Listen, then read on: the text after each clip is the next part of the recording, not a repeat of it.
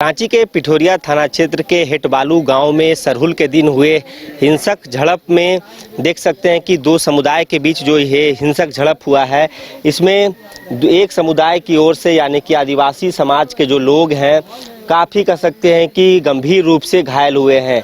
इस तस्वीर को सबसे पहले आप देखिए और तस्वीर देख के आप समझ पाए होंगे कि किस प्रकार की ये हिंसक झड़प हुई है। माथे पर कह सकते हैं कि ये पट्टी लगे हुए हैं और जो खून के निशान हैं अभी भी वो देखने को मिल रहा है। 3 लोग हैं, इसके साथ ही अभी और भी कई लोग हैं जो कह सकते हैं इलाज करवा रहे हैं, अस्पताल में भर्ती हैं। हेटबालू गांव, क्या नाम हुआ आपका? नागदेव पाहन। पाहन जी हैं आप, मतलब जो आदिवासी समाज में जो पूजा पाठ करवाते हैं, आप ही करवा रहे थे पूजा? आप ही करवा रहे थे। क्या हुई थी, कैसे हुई ये पूरी घटना? हमको पता ही नहीं, माने हम बाद में नहीं गए। जब गाड़ी जा रहा था उस टाइम हम गए जी। हाँ, वही जगह से बस वही एगो थी झालर के कारण हुआ। अब हम तो अपने चल नहीं सके तो हम बैठ गए, आप मार दिया गया। मतलब आप भी जुलूस में थे? हाँ, हम इधर से जा रहे थे, सभी कोई लेडीज सब। तो ये मतलब लाठी डंडे से प्रहार किया गया? ईंटा पत्थर भी चला इधर फील्ड का। ईंटा पत्थर। देखिए, बुजुर्ग व्यक्ति हैं, गांव के जो पाहन होते हैं वो यही हैं और बोलने में असमर्थ हैं, काफ़ी गंभीर रूप से घायल हैं। लेकिन जो युवक हैं हम उनसे जानने की कोशिश करेंगे कि आखिर ये जो घटना हुई है, ये घटना कैसे हुई है, कब हुई और क्यों हुई, ये समय क्या था, ये जो घटना घटी? हम लोग 31 तारीख को, हम लोग का 1 तारीख को पूजा था, तो हम लोग 31 तारीख को झंडा सब तरफ रोड में पूरा गाड़ रहे थे। तो हम लोग उधर से सरना तरफ से गाड़ते गाड़ते आ रहे थे, तो मुस्लिम भाई लोग बोला कि इधर झंडा नहीं गाड़ना है। हम लोग बोले ठीक है, नहीं गाड़ेंगे। हम लोग आगे पूरा इधर गाड़े, उसके बाद फिर गए उधर, तो हम लोग देखे कि उन लोग का झालर जो लगा है, हम लोग का सरना ये हड़गड़ी के स्थल पे लगा हुआ है, वो लोग लगाया था। तो हम लोग बोले कि आप लोग लगाए हैं तो हम लोग भी लगा सकते हैं। जब हम लोग कुछ नहीं कर रहे हैं तो इसका मतलब ये नहीं कि हम लोग चुपचाप बैठे हैं। तो हम लोग बोले कि ठीक है, अच्छा इसको नहीं हटाइएगा तो हम लोग भी झंडा नहीं गाड़ रहे हैं।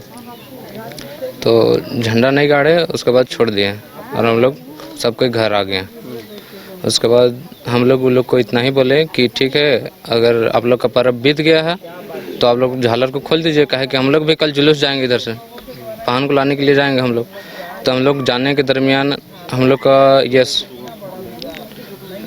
साउंड में जो झंडा लगा हुआ था उसको वो फंस गया उसको उन लोग का झालर में, और झालर में फंस गया, उसके बाद फिर टूट गया शायद। ये कल की घटना? हाँ, ये कल की घटना है। दिल्ली से मुंडा छुड़ाने लगा। तो मतलब आप लोगों को जो झंडा था वो एक झालर लगी हुई थी, वो झालर टूट जाता है, इसी बात को लेकर विवाद हुआ? हाँ, झालर टूट जाता है। उसके बाद झालर टूटा तो झालर का तो वैसे भी पर्व खत्म हो चुका था, तो उसका कोई मायने मतलब नहीं था जी।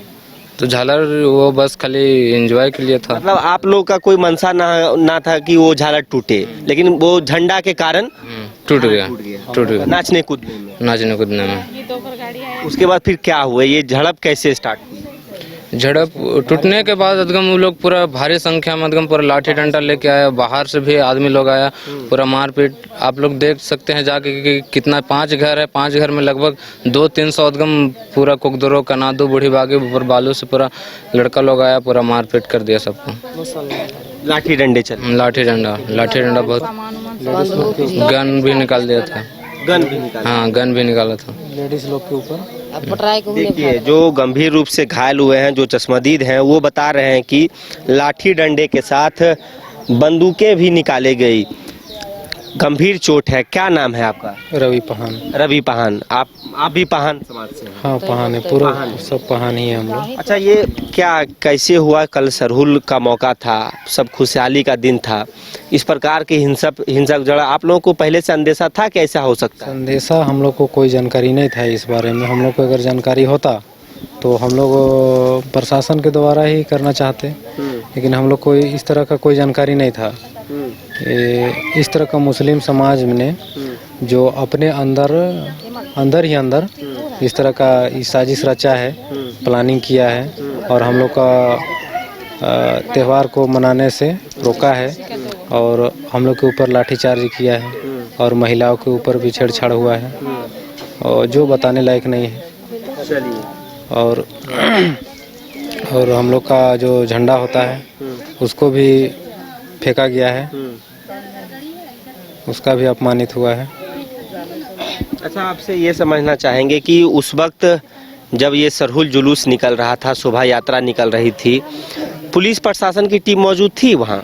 नहीं, वहाँ पर नहीं थी। जैसे हम लोग का छोटा मोटा होता है। हाँ, मतलब गांव में छोटे स्तर पे होता। हाँ, छोटे स्तर पे होता है तो उसमें क्या भगदड़ होगा। 5 घर में कुछ भगदड़ नहीं होना चाहिए। हर टाइम हम लोग मनाते आए हैं तो मिलजुल कर ही मनाए हैं, लेकिन इस बार से हम लोग को पता नहीं मामला क्या है, हम लोग को तो जानकारी नहीं है। और इस तरह कितने देर के बाद पुलिस पहुंची घटनास्थल पे? जब वहाँ पर हुआ तो लगभग आधा घंटा के बाद प्रशासन को वहाँ पर सूचना दिया गया। उसके बाद में 5 मिनट या 10 मिनट के अंदर वहाँ पर प्रशासन पहुँचा। उसके बाद में शायद लाठीचार्ज हुआ। हम तो वहाँ से जैसे हमको चोट लगी, हमको हॉस्पिटल ले जाया गया।